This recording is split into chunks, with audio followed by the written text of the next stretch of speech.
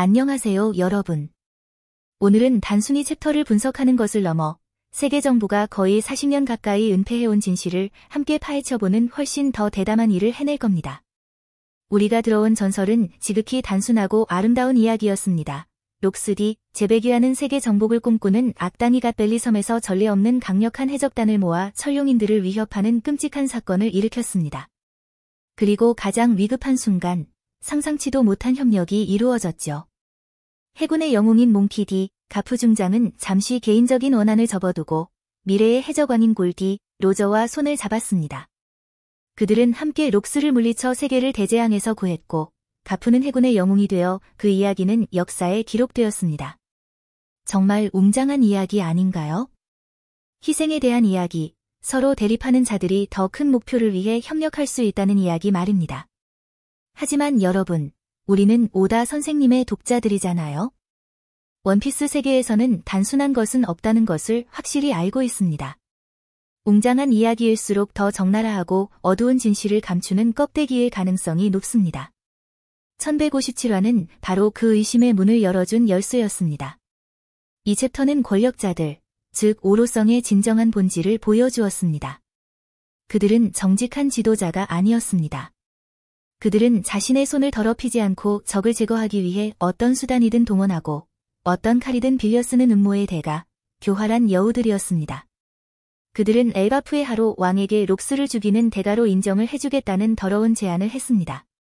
그렇다면 이제 질문은 이것입니다. 하로 왕처럼 자존심 강한 왕이 거절했을 때 그들은 단순히 포기했을까요? 아니면 그것은 훨씬 더 정교하고 잔인한 플랜 B, 즉 연극을 실행할 때였을까요? 오늘 영상에서는 우리는 아주 끔찍한 가설을 따라가 볼 겁니다.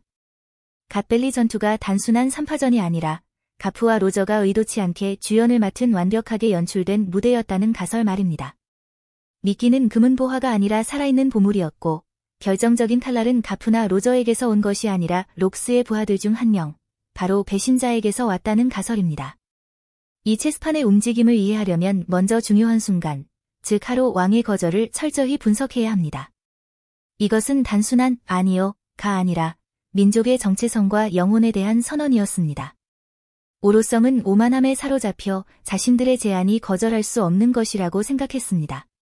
그들은 너무나 큰 이득을 제시했습니다. 엘바프가 세계 정부의 인정을 받는 것, 어떤 작은 나라에게든 이것은 황금 티켓이나 다름없었습니다. 보호받고, 교역하며, 무법자 생활을 끝내는 것. 그들은 자신들에 대한 두려움과 권력의 유혹이 거인들의 왕을 굴복시키기에 충분할 것이라고 믿었습니다.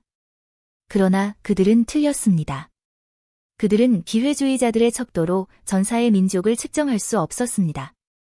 엘바프에게 명예는 거래할 물건이 아닙니다. 그것은 숨쉬는 공기이고 문화 전체의 척추입니다.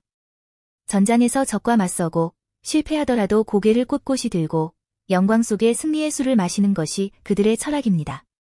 친구를 죽이라는 제안, 등 뒤에서 칼을 꽂는 행위를 받아들이는 것은 자신의 영혼을 스스로 버리는 것과 다름없습니다.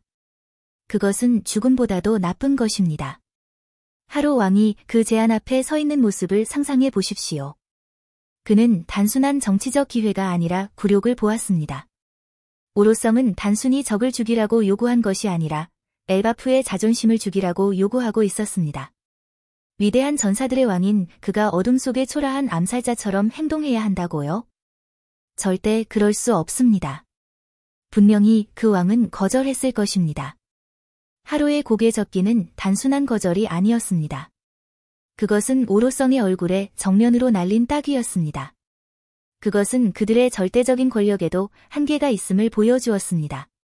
그들이 이득으로 결코 살 수 없고 위협으로도 굴복시킬 수 없는 것들이 있습니다. 그것은 자유의 의지와 불굴의 자존심입니다. 그때 오로성의 반응은 어땠을까요? 분노였을까요? 굴욕이었을까요? 아마도 그랬을 겁니다. 하지만 그보다 더 중요한 것은 계산적인 자들의 냉정함이었습니다. 플랜 A가 실패했다고요? 좋습니다. 플랜 B로 넘어가죠. 하로 왕의 거절은 단순한 후퇴가 아니라 록스 같은 괴물을 제거하려면 평범한 방법으로는 안 되고 훨씬 더 잔혹하고 아무도 예측할 수 없는 음모를 써야 한다는 것을 그들에게 확인시켜 주었습니다. 하로가 한 문을 닫았고 그것은 오로성이 훨씬 더 어두운 다른 문을 열어야만 하게 만들었습니다. 그리고 그 문은 우리를 아주 무시무시한 개념으로 이끌어줍니다. 록스 해적단 내부에 존재했던 내부 스파이. 한번 생각해 보십시오. 오로성의 비전과 사악함을 고려할 때 그들이 하로라는 한 바구니에 모든 달걀을 담았을까요? 절대로 그렇지 않습니다. 800년 동안 존재하며 수많은 변동을 겪은 조직은 예비 계획의 중요성을 누구보다 잘 알고 있습니다. 그들은 위협에 반응할 뿐만 아니라 예비 계획의 씨앗을 뿌립니다. 록스 해적단이 공포를 퍼뜨리기 시작했을 때부터 사이퍼 폴 이지스 제로, CP0 또는 그보다 더 비밀스러운 정보 조직이 록스 해적단의 요원을 침투시키기 시작했을 가능성이 큽니다. 록스 해적단은 탐욕스럽고 잔인하며 야망 넘치는 자들로 이루어져 있었고 그것은 내부 스파이를 모집하기에 가장 비옥한 토양이었습니다. 충분히 큰 대가만 제시한다면 돈, 권력, 미래의 어떤 직위 또는 단순히 모든 죄를 용서해주겠다는 약속만으로도 그들 중 한 명을 매수할 수 있었을 것입니다. 이 내부 스파이는 누구일까요? 일단 그를 그림자라고 부르겠습니다. 그는 누구일까요? 우리가 이름은 알지만 과거는 불분명한 록스의 부하 선장들 중 하나일 수도 있습니다. 실버엑스나 오초쿠, 왕직 같은 인물 또는 오다 선생님이 의도적으로 숨겨온 완전히 새로운 인물일 수도 있습니다. 그것보다 그의 역할이 더 중요합니다. 그는 세계 정부의 소매 속에 숨겨진 칼이었고 가장 필요할 때만 뒤집어지는 히든 카드였습니다. 수년 동안 그림자는 아마도 평범한 스파이로 활동하며 록스 해적단의 활동 계획에 대한 정보를 제공했을 겁니다. 1157화에서 보았듯이 록스 해적단이 어디에서 날뛰던 해군이 바로 그곳에 나타났습니다. 그는 잠자코 기다렸고 하로 왕의 거절이 바로 활성화 신호였습니다. 하지만 내부 스파이는 혼자 행동할 수 없습니다. 록스와 정면으로 맞서는 것은 자살행위나 다름없습니다. 그는 아무도 눈치채지 못하게 행동할 수 있을 만큼 충분히 큰 혼란, 충분히 넓은 무대가 필요했습니다. 괴물의 주의를 분산시킬 다른 배우들이 필요했습니다. 그리고 그때 오로성이 가장 잘하는 일을 시작했습니다. 연극을 연출하는 것, 그들은 새로운 주연이 필요했습니다. 충분히 강하고, 충분히 무모하며, 함정에 뛰어들 만큼 충분히 어리석은 골디, 로저 같은 사람이 필요했습니다. 로저 같은 호랑이를 함정에 빠뜨리려면 어떻게 해야 할까요? 그는 돈에는 관심이 없습니다. 명성은 스스로 만들어냅니다. 포네그리프나 세계의 비밀은 가능성이 있지만 여전히 모호합니다. 오로성은 더 확실한 미끼가 필요했습니다. 로저의 본성, 그의 심장을 정확히 겨냥할 수 있는 미끼 말입니다. 그리고 1157화는 우연히 우리에게 자세한 답을 주었습니다. 샤키는 하치노스의 보물이라고 불렸습니다. 이제 이 세부 사항을 함께 분석해 봅시다. 샤키는 단순히 아름다운 여인이 아니었습니다. 폭력과 추악함으로 가득한 해적섬의 지옥 같은 세상에서 그녀의 존재는 늪 속의 연꽃과 같았습니다. 그녀는 아름다움의 상징이자 매혹의 상징이었고 모든 거친 해적들이 탐했지만 감히 더럽히지 못했던 것이었습니다. 그녀는 보물이라고 불렸습니다. 보호해야 할 귀중한 것, 섬 전체의 보석이었죠.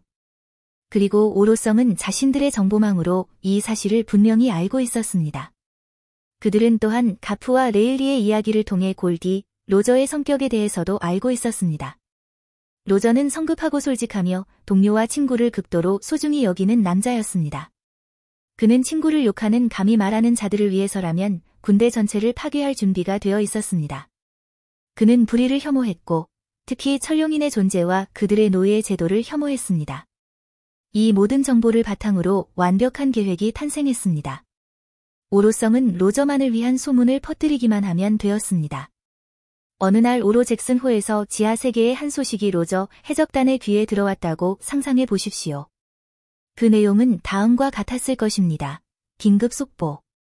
록스디, 제백이 천룡인과 갓벨리를 공격하기 위해 전 해적단을 모으고 있다. 세계에서 가장 아름다운 여인이자 하치노스의 보물인 샤키를 구하기 위해서다. 네, 이 소문은 사악함의 걸작이었습니다. 첫째, 그것은 로저의 천룡인에 대한 증오심을 직접 겨냥했습니다. 자유로운 여인이 그 쓰레기들에게 노예로 잡혀있다는 생각은 용납할 수 없는 것이었습니다. 둘째, 그리고 이것이 결정적인 타격이었습니다. 그것은 실버즈 레일리를 직접 겨냥했습니다. 우리는 운명이 레일리와 샤키를 묶어주었다는 것을 알고 있습니다. 그 당시에는 아직 연인 사이는 아니었을지라도 그들 사이에는 어떤 연결고리가 있었을 가능성이 큽니다. 레일리는 샤키의 지성과 날카로움에 매료되었을 수 있습니다. 그는 아직 말하지 않았을지라도 그 감정은 존재했습니다. 배 위에서 그 장면을 상상해 보십시오.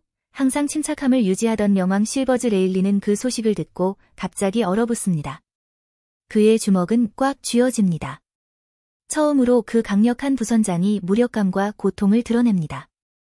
그리고 로저는 가장 친한 친구, 그의 첫 번째 동료가 그런 모습을 보이는 것을 보고 무엇을 할까요? 그는 무시할까요? 아닙니다. 미래의 해적왕은 레일리의 어깨에 손을 얹고 그 익숙한 미소를 지으며 하지만 눈빛에는 끌 수 없는 불꽃이 타오르며 아주 간단한 한마디를 했을 것입니다. 우리가 그녀를 되찾아올게. 레일리, 그걸로 끝입니다. 로저는 더 이상 유랑하는 해적의 신분으로 갓 벨리에 가지 않았습니다. 그는 구원자의 신분으로 그곳에 갔습니다. 그는 망설임 없이 준비된 함정으로 뛰어들었습니다. 한 왕의 분노와 한 친구의 고통을 품고 말입니다. 오로성의 연극은 남자 주인공을 얻었습니다. 갓벨리 무대는 세팅되었고 배우들은 각자의 위치에 자리했습니다. 로저와 그의 해적단은 샤키를 구출하겠다는 목표로 사건의 중심을 향해 돌격했습니다. 시대의 가장 강력한 두 해적단 간의 충돌이 벌어져 천지개벽할 혼란을 야기했습니다. 가프와 해군 전력은 천룡인을 보호한다는 정당한 이유로 섬에 상륙했습니다. 그들의 존재는 상황을 더욱 혼란스럽게 만들었습니다. 가프는 자신의 본성대로 그의 가장 큰 적수인 록스와 정면으로 싸웠습니다. 이제 연극은 절정에 달했습니다. 모든 이목이 새 전설, 록스, 가프, 로저 사이에 천지개벽할 전투에 쏠려 있었습니다. 하늘은 찢어졌고 땅은 흔들렸습니다. 록스 D. 제백은 왜 그가 세상에서 가장 무서운 자인지를 증명했습니다. 그는 세계에서 가장 강한 두 사람인 가프와 로저를 상대로 혼자 맞섰고 전혀 약한 모습을 보이지 않았습니다. 심지어 그들을 압도하고 있었을 수도 있습니다. 그의 힘은 상식을 초월하는 것이었습니다. 그리고 그때가 바로 그림자가 기다려온 순간이었습니다. 록스가 가프를 향해 파괴적인 공격을 가하거나 로저와 가프의 협공에 맞서온 힘을 다해 버티고 있을 때, 그의 모든 집중력과 모든 감각이 정면을 향해 있을 때, 등 뒤에서 그의 부하들 중 한 명에게서 한 그림자가 조용히 다가왔습니다. 경고도 망설임도 없이 차가운 칼날이 록스 D. 제백의 등 뒤를 잔혹하게 꿰뚫었습니다. 그것은 강력한 공격이 아니었습니다. 강력할 필요도 없었죠. 단지 충분히 예상치 못했고 충분히 교활했으며 정확한 타이밍에 가해졌을 뿐입니다. 그 순간 불패의 괴물은 멈춰 섰습니다. 아마도 그의 눈에는 놀라움, 믿을 수 없다는 표정이 스쳤을 것입니다.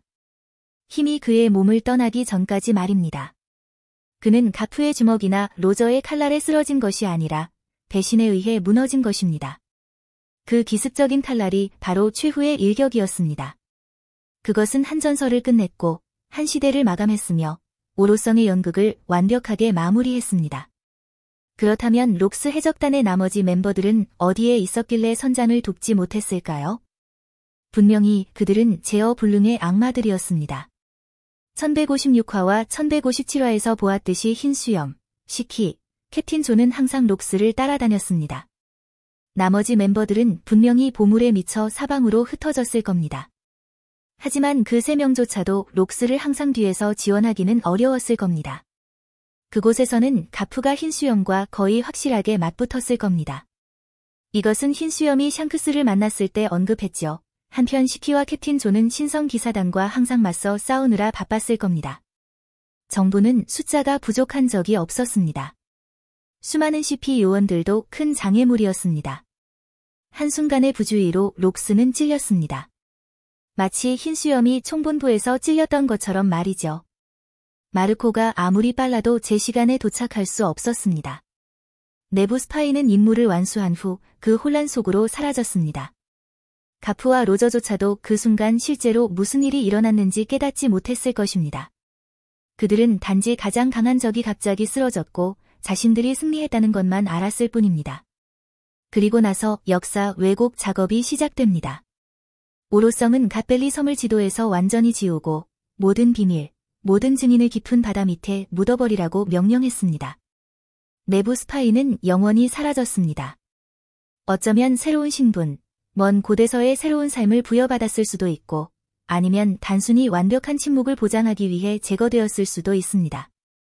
역사는 선별적으로 다시 쓰여졌습니다. 가프는 해군의 힘과 정의의 상징으로 영웅으로 칭송받았습니다. 로저의 역할은 거의 사라질 정도로 축소되었습니다. 그리고 물론 그 운명적인 기스칼날, 가장 핵심적인 세부 사항은 완전히 삭제되었습니다.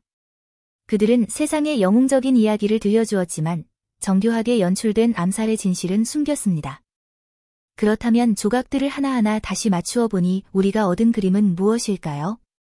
그것은 음모와 거짓으로 가득 찬 그림입니다. 엘바프의 하루왕이 자신의 자존심으로 인해 무심코 도미노의 첫 번째 조각을 넘어뜨린 그림. 미래의 해적왕 골디, 로저가 자유를 그 무엇보다 소중히 여겼지만 자신이 알지 못하는 연극의 꼭두각시가 되어버린 그림. 단지 한 여인과 친구의 명예를 지키기 위해서 말입니다. 해군의 영웅 몽키디, 가프가 완전히 깨끗하지 않은 승리에 기반한 칭호를 받았을 수도 있는 그림. 그리고 무엇보다 세계 정부의 진정한 본질에 대한 그림입니다. 자신의 권력을 유지하기 위해 모든 것을 기꺼이 하고, 모든 개인을 조종하고, 모든 사건을 연출하고, 역사를 다시 쓰는 무리들 말입니다. 그들은 정의의 수호자가 아니라 이 세계의 가장 위대한 연출가들입니다. 그리고 아마도 이 모든 가설의 가장 생생한 증거는 현재 우리가 보고 있는 이미지일 것입니다. 샤본디 제도에서 행복하게 함께 살고 있는 명왕 실버즈 레일리와 샤키의 모습 말이죠. 원피스에서 가장 아름다운 유대감의 상징 중 하나인 그들의 사랑은 아마도 역사상 가장 잔혹한 음모의 잿더미 속에서 싹텄을 것입니다.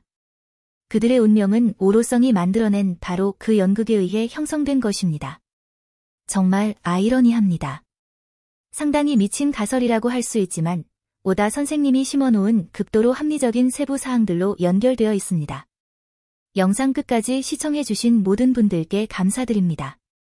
이 내용이 흥미롭고 생각해볼 가치가 있다고 느끼셨다면 팀을 응원하기 위해 좋아요와 공유를 잊지 말아주세요. 그럼 강의는 여기서 마치고 다음에 또 만나요.